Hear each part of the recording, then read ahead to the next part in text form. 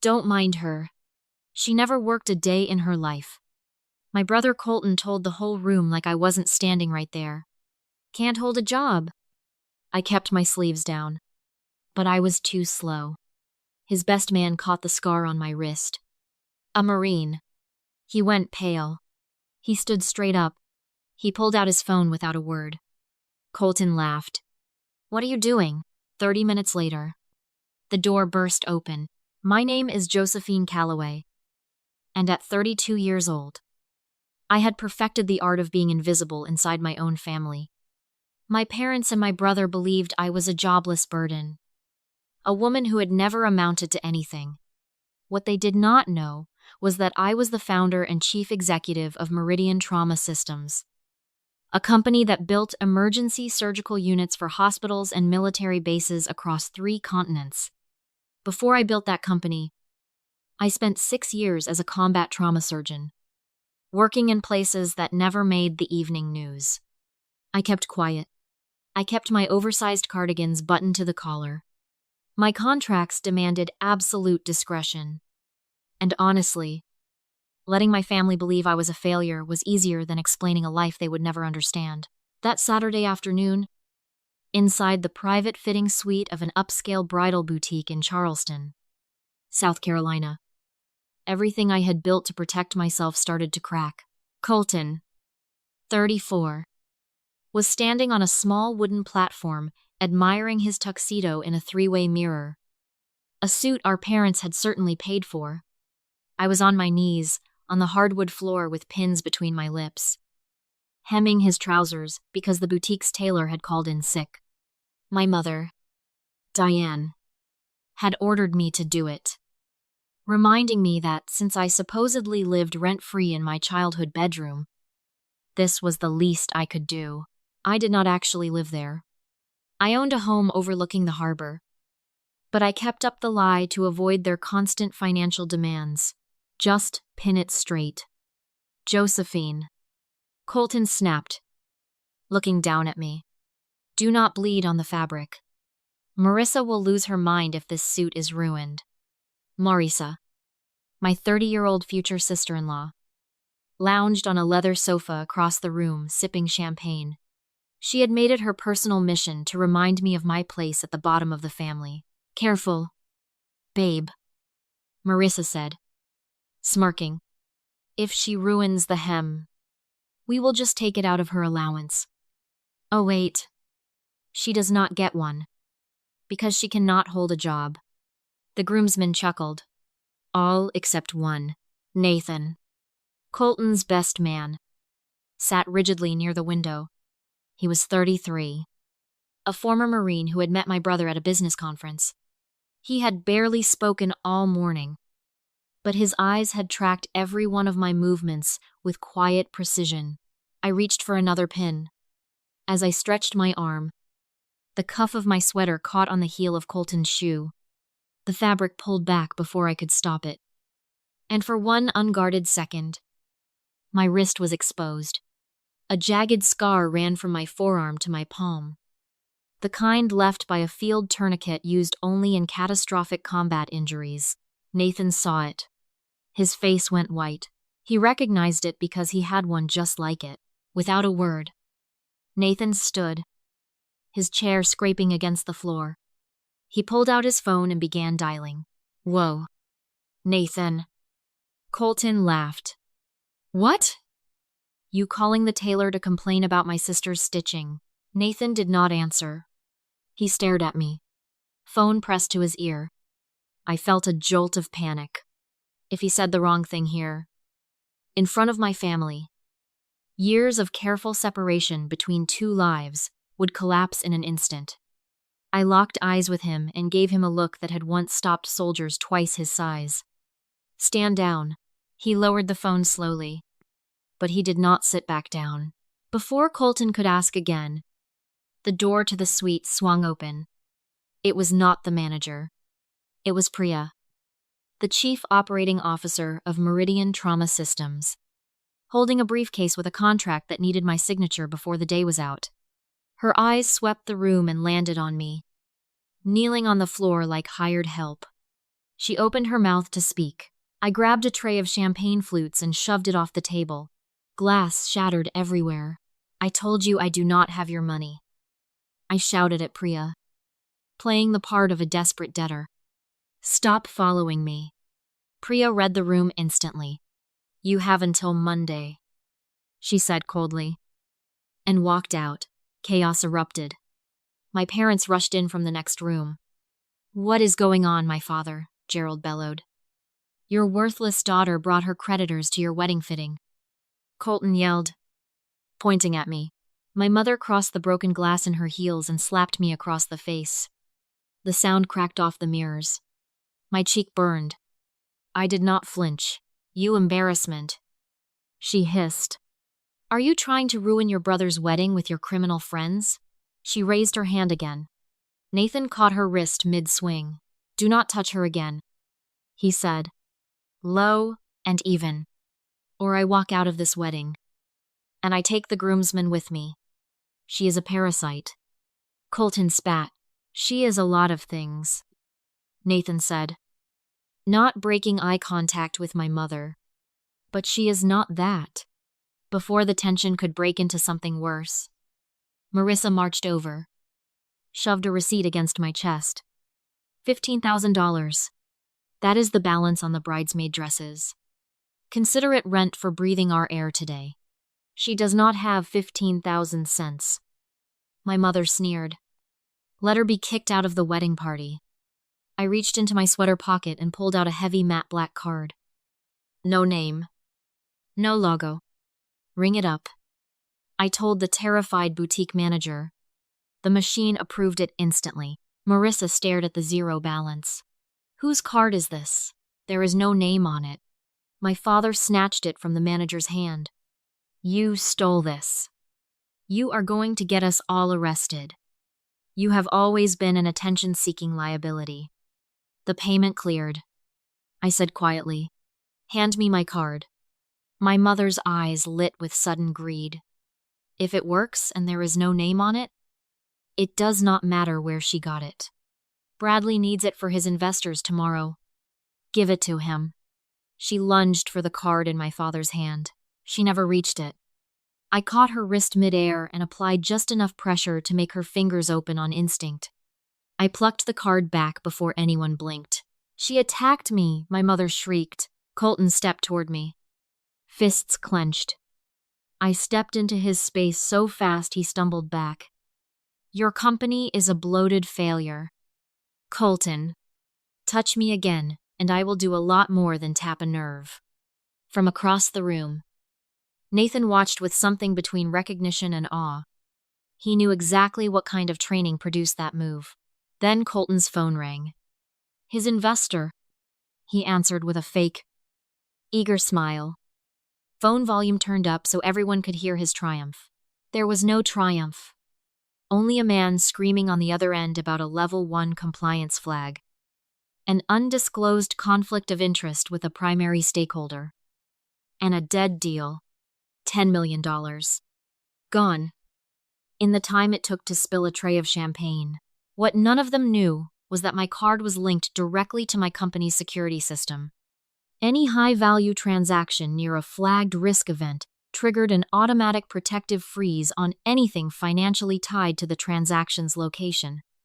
I had just cost my brother his funding by paying for bridesmaid dresses.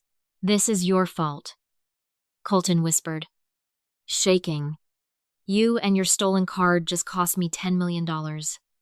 I said nothing. My auditors had already flagged his company for stolen code months earlier. Today was just the final nail. That evening, at the hotel, Marissa arranged for my room to be canceled. Give her the utility closet on sub-level 2, she told the front desk, tossing a brass key at my feet.